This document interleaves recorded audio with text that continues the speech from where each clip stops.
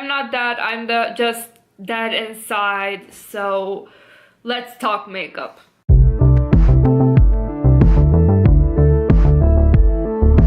Hello beautiful people, hi, my name is Mia and this is my virtual vanity, a place where we both love makeup and we're quite critical of it.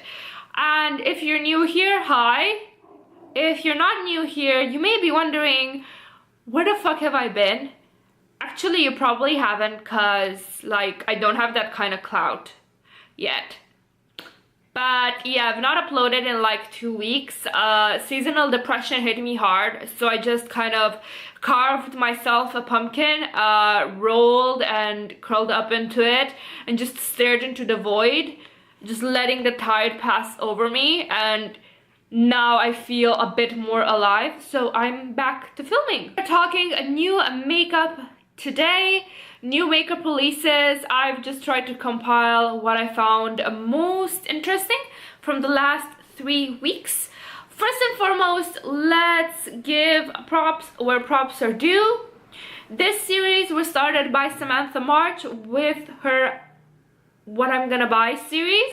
She also has a group playlist for all of us creators, big or small, that do this kind of videos.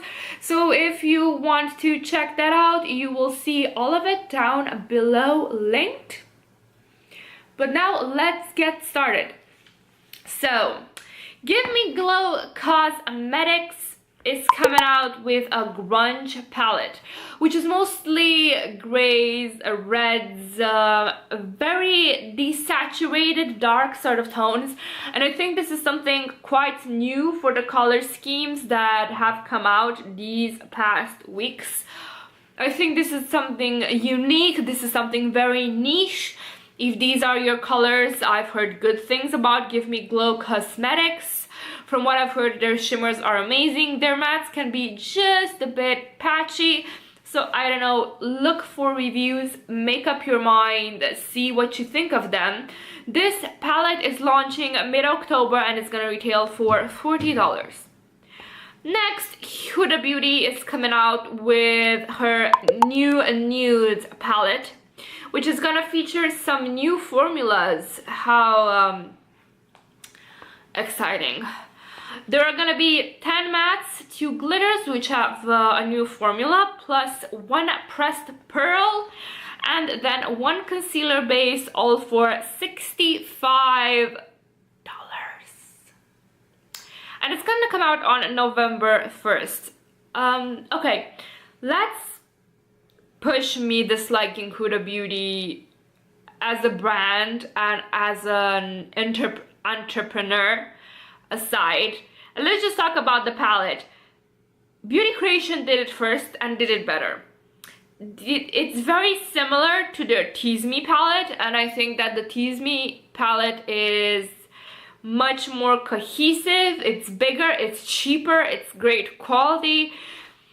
If you really like the color story, I recommend going with the Tease Me palette. If you're a fan of HUDA, you go right ahead, buy her $65 palette.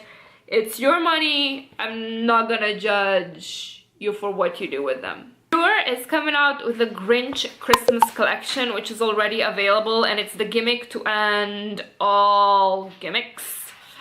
You have the Good Enough to Steal face palette and color changing lip balm, which come in a set for $42.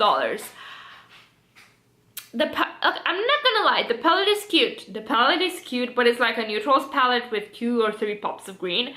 And you already have this in your collection. If you want something that reminds you of the Grinch because you really like the franchise and the whole Grinchy aspect of life and of Christmas, go buy it. It's cute. It's actually really fucking cute, not gonna lie. It tempts me too, but I'm not gonna pay $42 for something that I know is not that special in my collection. Then from the same Grinch Christmas, you have a 5-piece brush set for $39, a 4-piece set of eyeliners which come in green, white, red, and black for $28. Grinch Stole My Look clay mask for $29, and a 5-piece mask sampler set for $28. I can see how these would make great Christmas days. I was about to say Christmas dicks. Why? Yeah, I see how these would make great Christmas gifts or stocking stuffers. I think PUR is being really clever with this. It's cute, not gonna lie, I just am not gonna get it. Something else that I find very, very interesting, but I'm not gonna get for practical reasons, is the new Baby Bath Beauty Cemetery Morning palette, which is already available and it retails for $30. Now, the thing is, I really like this palette, but the neutral side I already have, and the more intense shades, the purple, the blue, and the red, I don't like enough to buy the whole palette. But I think this is disgustingly clever because you've got the cute packaging, you've got some neutrals, you've got some pops of color. It's a very on brand. I dislike the name because I'm gonna cut myself on all of that edge, but it's cute. I'm not gonna lie, it's cute. I like it. My former emo kid is squealing her heart off for this collection. If you want to see more Baby Bath Beauty stuff and even get like a discount code, I think my friend Anki over on Instagram and YouTube has one. I'm gonna just put some links either up here or down there. So if you're interested, I think she has like a coupon code or something. Next up, Makeup Addiction Cosmetics is coming out with the Sinful Eyes palette on October 30th, and I fucking want this so bad. All of the shimmers and most of the mattes I like. It's looking goddamn amazing. I need this in my life and I cannot wait for it to come out. I have no idea how the formula is like, but that color story won me over. Next to Fenty Beauty news. So first and foremost, she came out with new Stunna lip paint shades, $24 each. So you have Unbutton, which is a peachy nude. I swatched these in store and it's very similar, at least on my skin tone. It's a bit lighter, but just the same color as the Makeup Revolution Soft X Cake lipstick in the tube. But I do think it's a very pretty nude. I might get it, probably impulsively. I know I don't need it, but I really like it. Then you've got Uncuffed, which is a dusty rosy mauve. And I don't think this is like anything truly special, but it is a very, very pretty color. Then you've got Unveiled, which is a brownish nude, which looks amazing on darker skin tones. Like, if that is just a beautiful nude on anyone that is like medium dark to dark, just gorgeous. Then you've got Uninvited, which is a black, and it really bothers me aesthetically that the rest of the collection has like a silver cap and Uninvited has a black cap. Like, let it be silver, let it match. It's just driving me insane, and I know I'm being super petty. No lie, I would have been very interested in Uninvited, but the thing is that the Stunna lip paint formula doesn't last that long. It's very comfortable to wear. It's very creamy. I like the formula, but I like the formula precisely because it reminds me so much of the formula from a lot of my bullet lipsticks. It's very comfortable, but it doesn't quite resist while eating. If you don't eat, you're fine. The moment you start eating some fries or something, it's fucking gone. Next up, Menagerie Cosmetics is coming out with the Feral palette. It's already available and it retails for $39.99 with $3.99 going to the Animal Welfare Institute, which I think is absolutely amazing. This is weird for me because I was in love with this palette while they revealed it shade by shade by shade, but then when the whole palette came out, I didn't feel so attracted to it as before. I don't know why. Maybe it's the layout. I honestly don't understand what happened. I probably am gonna get it sometimes in the future. I'm gonna sit on it and think if I really want the whole palette or if the pretty colors called out to me initially. It's something to think about, but it's so weird that during the reveal I was so hyped up and I just couldn't wait for them to come out with it, and now that I see the whole palette I'm kind of like, it's fine, it's pretty, but I fucking hate myself. More indie news. Cosmetics is coming out with the Fallen Leaves palette, which is $47 US. Is already available. I think this is a very pretty fall palette. I wouldn't necessarily pay $47 on it, but if you like Cosmetics formula, I think the color story is really, really pretty. You've got some browns, you've got some pops of color. You've got more pops of color. You don't have just like one pop effect type of thing going on. I think it's really, really pretty, but I find it a bit overpriced. From what I understand, Cosmetics is a Canadian indie brand, so that might be why, because from what I saw, it's like 60 Canadian dollars. I don't know. Okay, let's talk Natasha Denona since we're in the topic of expensive. By the way, let me know, do you want me to start grouping indies at the end or at the beginning for better viewing, or is this sort of zigzagging between things like in chronological order as I find them? Is that okay, or do you want me to basically group them by category, so mainstream and indie? Just let me know, because I want to hear your feedback about it. But yeah, let's get back to Natasha Denona. So she's coming out with a Cranberry palette, which is $48, and it's so fucking beautiful, just beyond fucking gorgeous.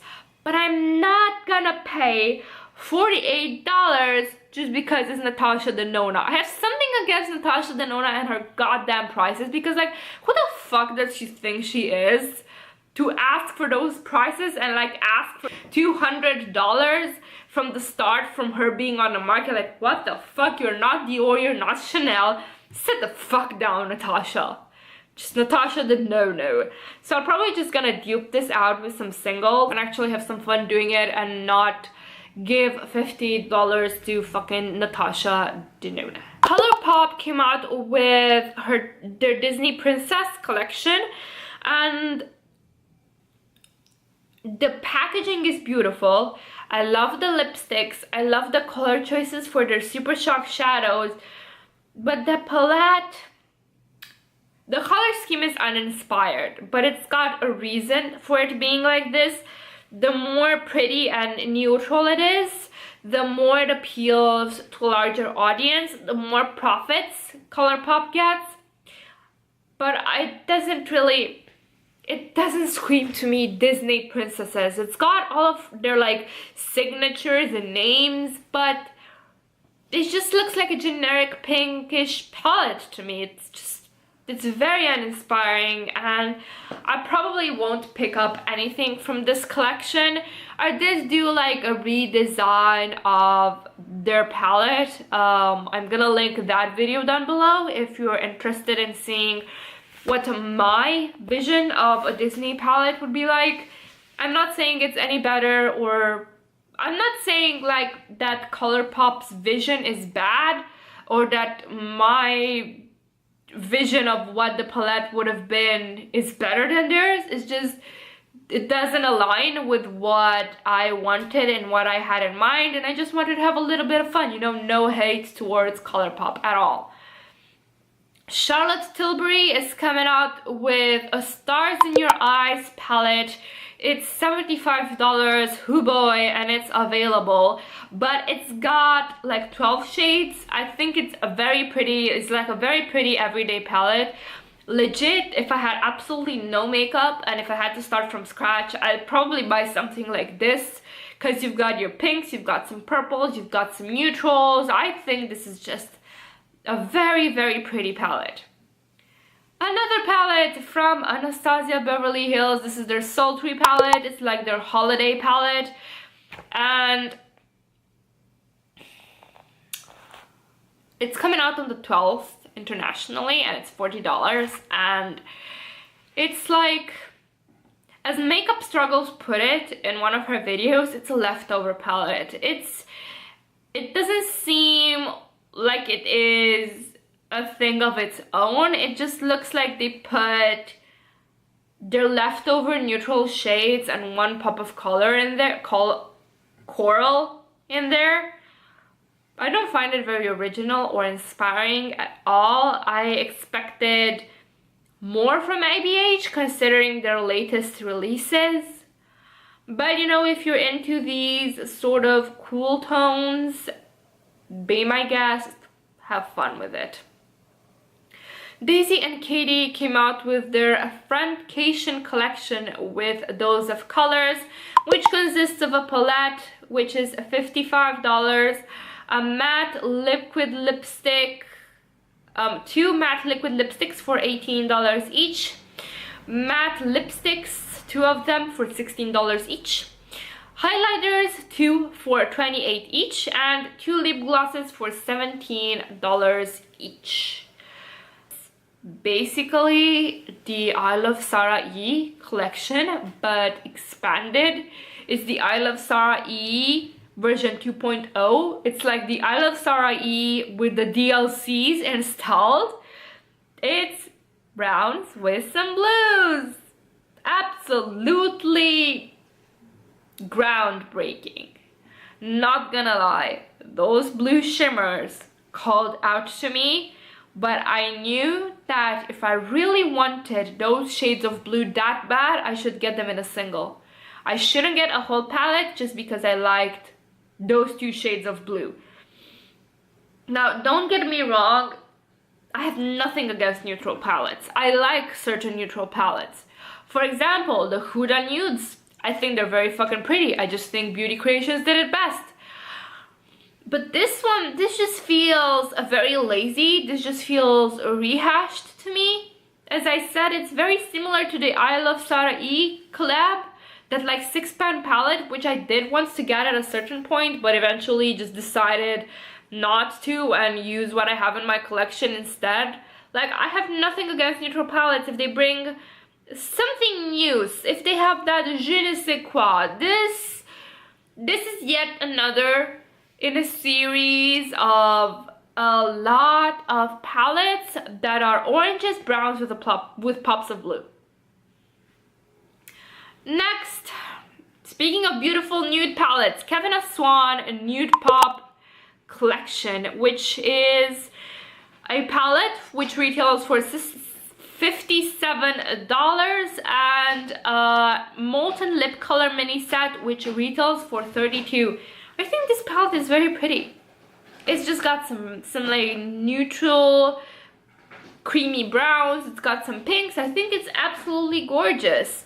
If you're a fan of the Kevin A Swan formula, go right ahead. Personally, I think it's a bit overpriced, but then again, it's fucking Kevin A Swan. Like, I read his book and I was just absolutely in love with the way he worked. The man was truly an artist, and he did treat the face like a beautiful canvas that he needed to work on. He was a visionary. Like, if I'm gonna pay that much money for a makeup artist's palette, it's gonna be his, because he seriously had the touch. Now let's talk about an ugly ass palette. This is the BH Cosmetics Royal Affair palette, which retails for $18. It kind of looks like puke. I don't like this color scheme at all. It looks like something I dragged out of a swamp. Usually BH Cosmetics is so on point with their color schemes, but I really don't know what to say about this.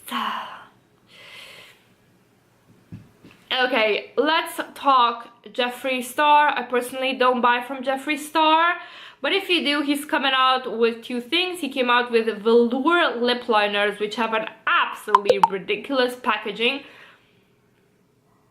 They remind me of butt plugs, like the top thingy.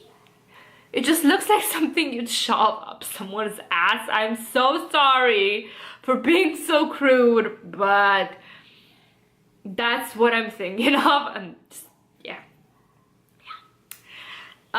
They're like the ones that you can sharpen, which I really like because it's less plastic that way. A lot of people like the retractable ones, but I'm really bothered by the idea of that much plastic casing for such a tiny amount of product. So I really like that he did a sharpenable version. Next up, he's coming out with Supreme Frost highlighters, which are $35 each. I saw at a certain point a Snapchat of him literally throwing one of those things down the stairs to check structural integrity, and leaving aside his entire deal, fucking iconic. Fucking iconic. What other brand would throw their shit down the stairs just to prove to people that it's structurally sound? Like, no lie, I was impressed. But yeah, I'm not picking any of this up, although I really do like the aesthetic because reasons. I'm not gonna state them again here. If you do enjoy his products, if you don't mind the drama, you do you boo, it's your money, and in the end it's just makeup. Let's talk about a makeup revolution, which I'm not gonna go into everything new they put out because that would take a whole new fucking video. As much as I love them, they just don't know when to fucking stop. They just pump out new shit week after week after week. It's just... cut it out. Okay, so they came out with two interesting things lately. One is a pigment pomade. Now this pigment pomade comes in several colors, especially unusual ones, and it can be used for eyeliner, as an eyeshadow base. It can be used to do your brows. I think it's trying to dupe the Kat Von D eyebrow pomades, the very colorful ones. And you know, in cases like these, I'm very happy Makeup Revolution is actually copying another brand, because people that don't want to buy from Kat Von D for ethical reasons now have a good cheap ass alternative. They are also coming out at the end of October with some 9-pan palettes, which have like a very sparkly packaging. And I personally am really attracted by the brown, coral and purple one, the one on like the far, is this the far left? I think my left is also your left, I have no idea, but on this side of the photo, the other ones are really pretty, but I have the color scheme in other palettes from them, so I'm not gonna pick them up. But the fucking packaging though, it's so friggin' cute. Fuck you, Makeup Revolution. I'm giving them a lot of my money because they always come out with interesting stuff, and I'm like, slow the fuck down. My impulses, buying, and wallet can only take so much. Just fucking stop. Stop. There was something I forgot to mention related to Fenty. Could you fucking not? Why does the whole nature start making noise whenever I want to film? If it's not my cats, it's fucking cars. If it's not the cars, it's fucking dogs. If it's not dogs, it's the neighbors. I just dragged my corpse out of my bed, trying to film, and the world is against me. And then people wonder why I have a persecution complex. Gosh. Okay, so I still wanted to talk about something from Fenty, and I forgot initially.